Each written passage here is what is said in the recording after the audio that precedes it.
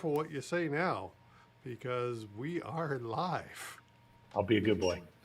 Okay, so just gonna wait till 10 a.m. and we will go live at that time. And as you can see, the guest on the screen, I know we're covered in red, but that's the countdown timer. Just give us a few minutes. And we have at least one guest watching, so Oh, wow. leave a comment. Let us know who it is. I'll give you a shout out. I did tell a couple of people we were doing this, so. Well, I actually put it on social yesterday as well. Oh, okay. Yeah, yeah. So we might just get a view or two. Cool. But it was an interesting conversation we were having earlier in the week. So let's see how that goes. And I know I've got Summit Risk Solutions. Oh, it is hello, John and Chris from SUD. Hey, SUD. Well, if Sud can hear us, Kimberly is beating him up. Uh-oh, Kimberly's beating him up. Yeah, so on a PMTC conference, there's a game section, and Kimberly is just whooping him points-wise. Whoops, what the heck is this? Oh, and Ready Check has joined us. I'm really screwing this thing up this morning here. Ready Check. Good morning, Chad or Michelle. Oh, it's Chad. Chad's online with us. So good morning, Chad. Good morning, Sud. And Sud's. I'll share this with you in just 1 second here. Okay. Okay, I'm going to take that. So there it is. It says 0 now. I'll take that off the screen, and let me do a welcome here. I'll come in and, hey, welcome. We are live on the podcast, the Doggone It Trucking Podcast. Forgot what show I was doing. We're live today, and not many people have the courage to join me live on YouTube. Andrea Morley of Healthy Trucker has done it in the past, and this week, a returning guest who also has a great deal of courage, Mr. John Farquhar from Summit Risk Solutions. Good morning, John. Good morning, Chris. Good morning. Hey, first of all, let me drag these things here. Can I do that? There. So there's hello from SUD. And now that's in my way. You probably can't, hopefully you can't see all that. No, I don't see see my that. way. Yeah. And I will give a shout out here to Chad as well at Ready Check. Now I want to know how do I get rid of these things? I put them on the screen, and hopefully I can figure out how to get rid of them. Yeah. That was a good podcast with Chad and Michelle. I like that one. Well, there. I'm glad you listened. So you. Of course. Not only can't I get rid of it, I can't move it either. Is that why we're in the doghouse? We must be in the doghouse here. So while I'm trying to figure that out, John, I just want to bring our listeners up to speed here. So John and I had a brief conversation earlier in the week, and I'm going to bring John on by himself for a second while I try to figure out how to remove the comments. But his comments about, I asked him what I thought was kind of an innocent question. John, what do you think's happening because of COVID in the trucking industry? And his thoughts, I said, John, you got to come on the show. So with that, John, let me ask you again, what changes have you seen, or what long-term effects have you seen from COVID on the trucking industry? What are your thoughts? Well, I guess probably one of the big things I'm seeing is a lack of accountability. You know, when you're looking at a motor carrier and the things that they're supposed to be doing, they're not quite doing what they should be. And the problem there, how do I want to say this? I just want to try to say, their feet are not being held to the fire, right? So when you've got something going on and they're not paying attention to what they should be doing because nobody's holding them accountable. law enforcement, for instance, MTO and whatnot, are just not as present as they used to be prior to the pandemic. You know, when you and I had conversed there, we had talked about the insurance guys, the risk guys that come out to see the companies and talk to the motor carriers. That's just not happening. It's more of a telephone call or maybe a video call. So you're not having that interaction that kept these carriers motivated to make sure that their safety programs were up to snuff and moving forward. Yeah, and the reason I think that's so important is there are changes about to happen as we get out of this COVID thing. The insurance companies are going to start showing up at your door again. Oh yeah, yep. What do you think's going to happen when they are no longer doing their reviews on Zoom and actually knocking on the doors? What's going to happen then? Well, I think what you're going to see is if you were, say, even last year, the last time you had a visit, and if you haven't had a visit or conversation from your risk or safety person from the insurance side, they're going to be looking for what have you done? And if you've not done anything, if you've not progressed further, they're going to start to question, well, if you can't do this without my help all the time, then the question is going to be, why should we continue to insure you? So underwriters are going to get quite concerned because, well, if my guy has to go out and always be on these guys to get their recommendations completed, get their safety features into play, they're going to be like, well, do we really want them as a customer? You're supposed to be responsible on your own. You shouldn't need the risk guys from the insurance company to come tell you what you need to do. Yeah, and John, explain to the listeners and the viewers briefly, what's your background and what makes you an authority when you're talking about insurance and stuff like what we're talking about here? Yep.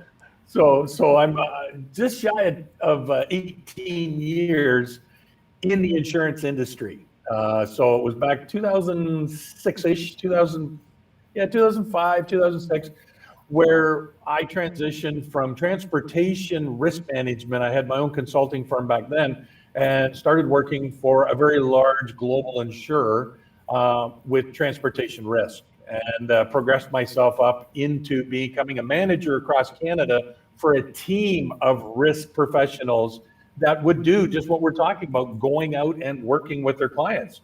And then I worked with those guys for just over 7 years, and then switched to another insurance company where we built a bigger and better program and carried on with the same process. So, you know, for the last 16, 17 years, I've worked directly with insurance companies and customers. And it's been about what can we do to help you? But at the same time, you have to help yourself.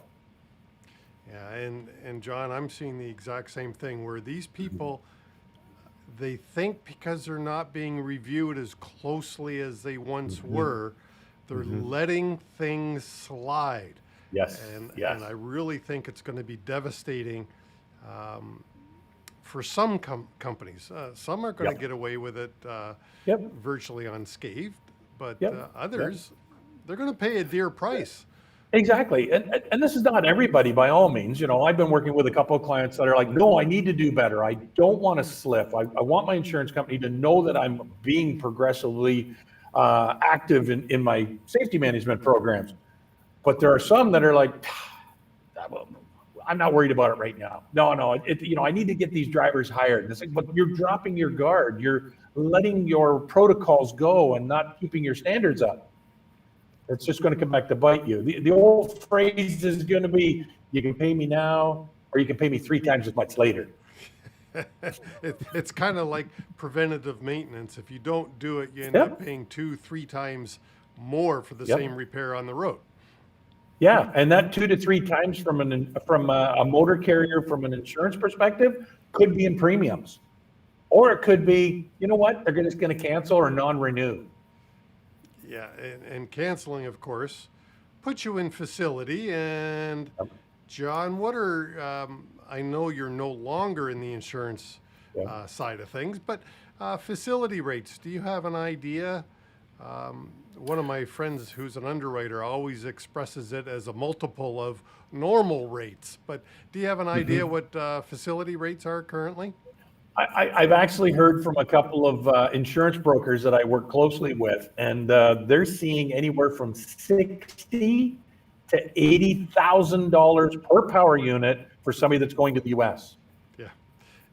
That's outrageous. I had a client that was at $70,000 per unit for an annual.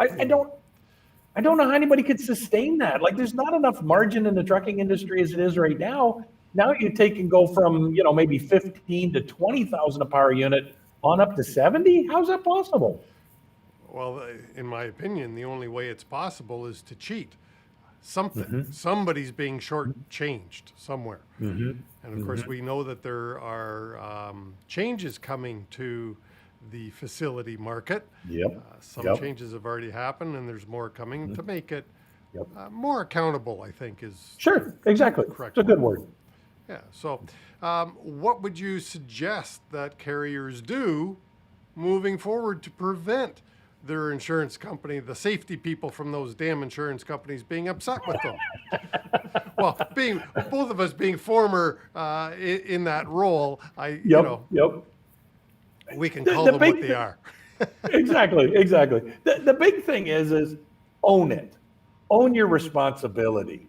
It's not the insurance company's responsibility to come out and tell you what you need to be doing. If you're in the trucking industry, it's like any industry that you're in. You need to know the rules and regulations of how to operate within that environment. So own it. Yeah. And Ready Check, Chad says, I agree 100%. John, take care of your books now to save and make it easier later. Thanks, Chad. Yes. Yep. Awesome, Chad. And by the way, Nelson was on. I don't know if you saw, I threw Nelson's comment up as well. And he just says, hey, nice to see you guys. He's being polite because he probably knew I was going to throw it on the screen. But he just knows who the good-looking people are. So have we beat that subject up enough, do you think, that in your opinion, and I'm in 100% agreement with you, people are letting their safety efforts slide a little bit, and they're going to get caught in the short term because as we get out of COVID, the safety people from the insurance companies are going to return to on-site visits.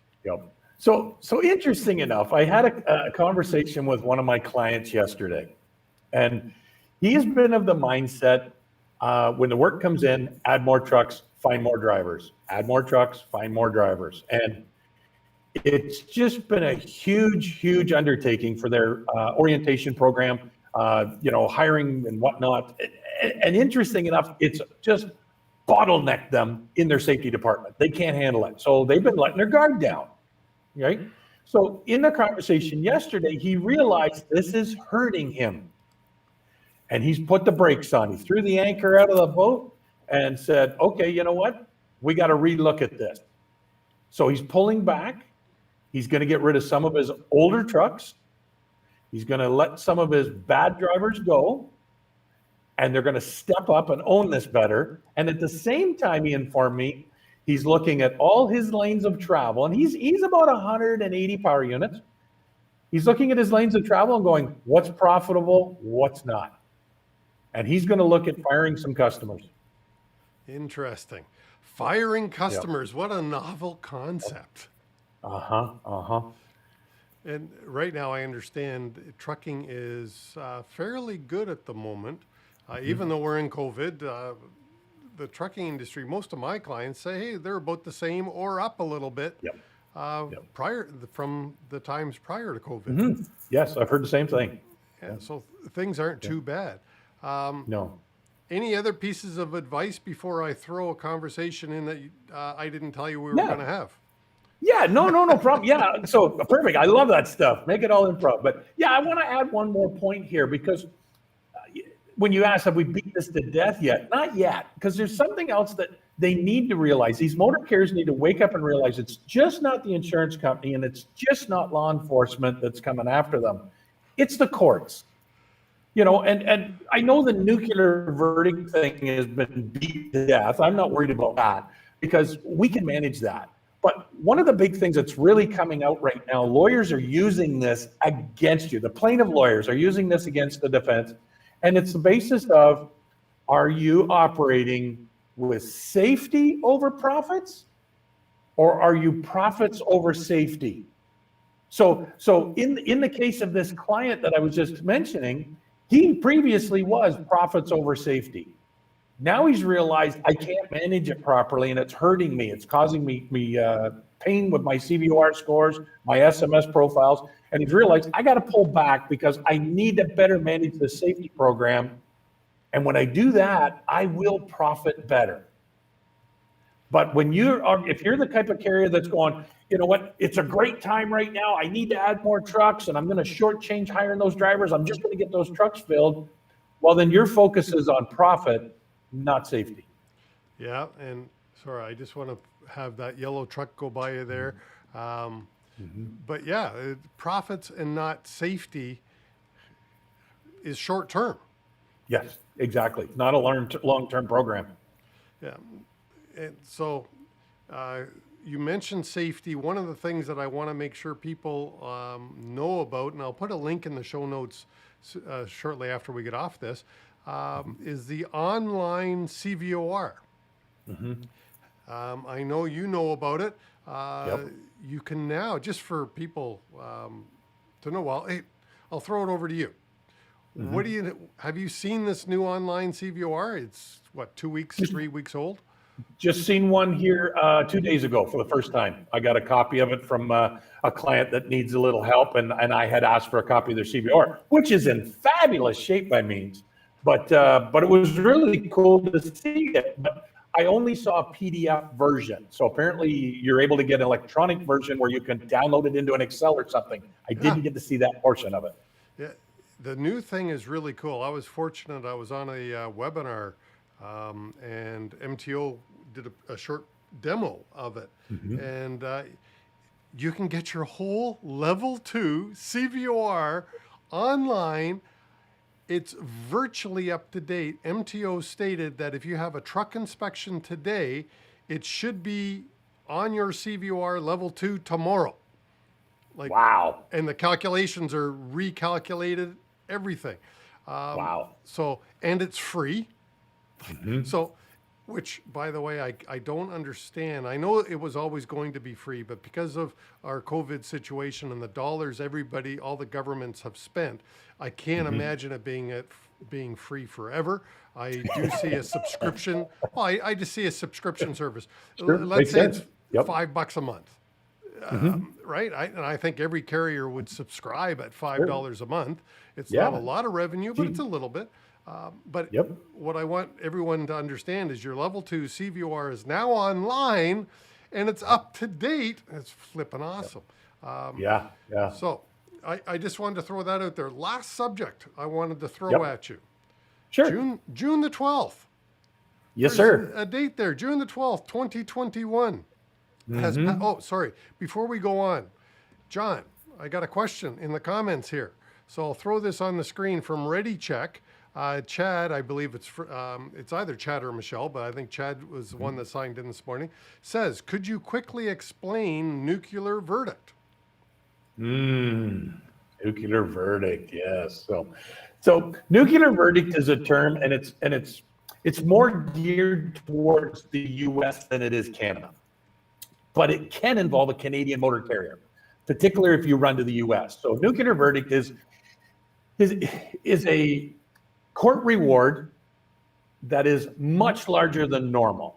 So kind of the thought is anything that goes 10 million plus is usually a nuclear type verdict. It just, but it's, something that's a couple million is not really a nuclear verdict, because bodily injury, environmental spills, something like that could very easily go a couple million. But usually if it goes well over policy limits, and probably the majority of the motor carriers we know of are probably carrying about 5 million, or should be. Anything over that is going to get pushing that nuclear verdict. But the rule is anything over 10 mil of a reward is going to be classified as a nuclear verdict. And the trick is, it's not this something that happens on a regular basis. This is more outside the norm. And it's because the plaintiff lawyers have done a really good job at convincing the jury somebody needs to be rewarded because this motor carrier is just really, really bad at what they do. And you don't necessarily have to be bad at what you do. You could be pretty good, but one thing goes sideways and the plaintiff lawyers will just chew on that for hours and convince the jury they're a bad company. Well, it was you. And by the way, I just threw another comment up here. Sud says, I know that John is very passionate about road safety, and nuclear verdicts is always something that scares everyone. Talk a little bit on that. So I think you've just achieved that goal. I just wanted to throw out there that you pointed me in the direction of Joe Fried. Joe Fried, yep. And what was the girl's name? Sorry. Cassandra Gaines. That's it.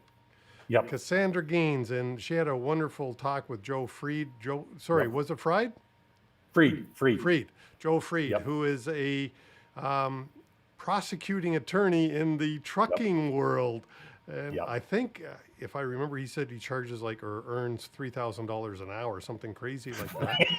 He's big, yeah. But his comment that stuck with me is that he's never seen a nuclear verdict when the trucking company comes to the courthouse and says, I'm sorry, we screwed up.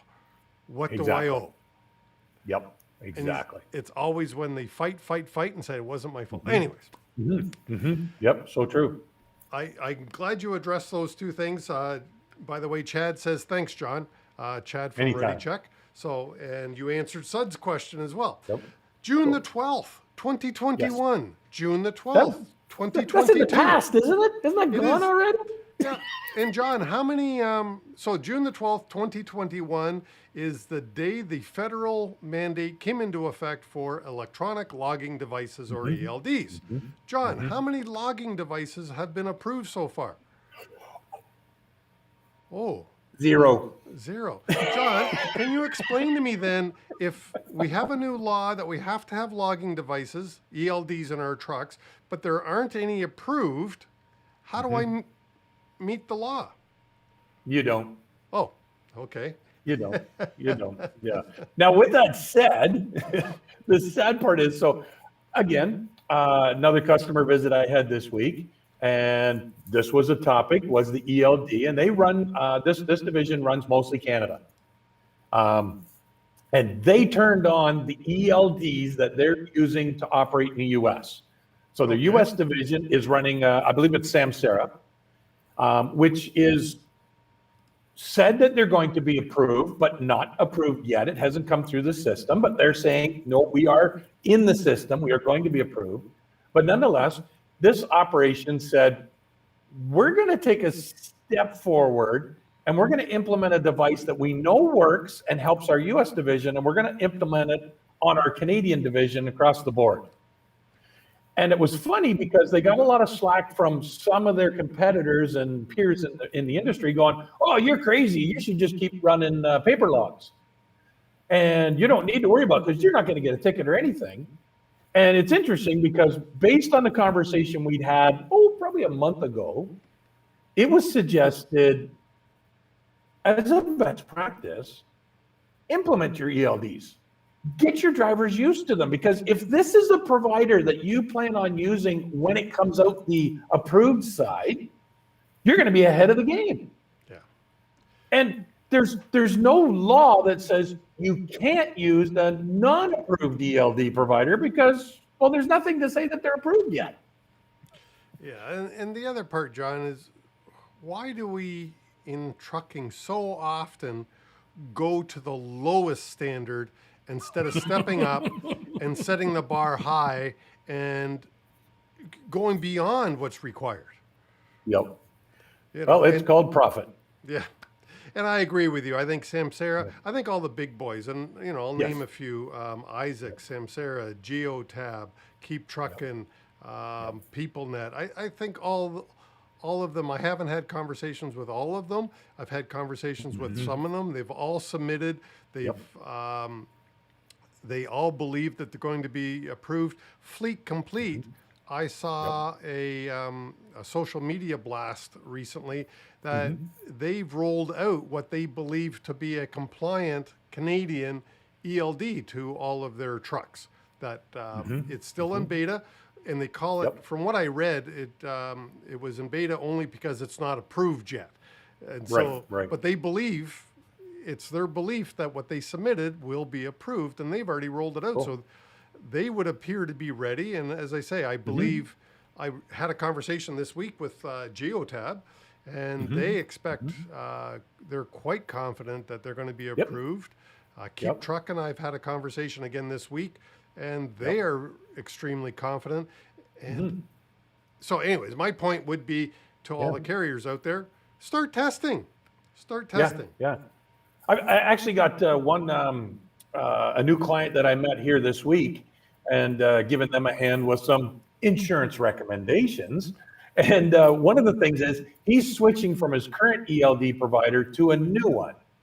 And yet neither one of them are approved. But interesting enough, and I questioned him on this, I said, well, I'm glad you're happy with the provider that you're going to go with, because they're going to marry in a dash camera to go with it, a cloud-based dash camera, which I thought, excellent.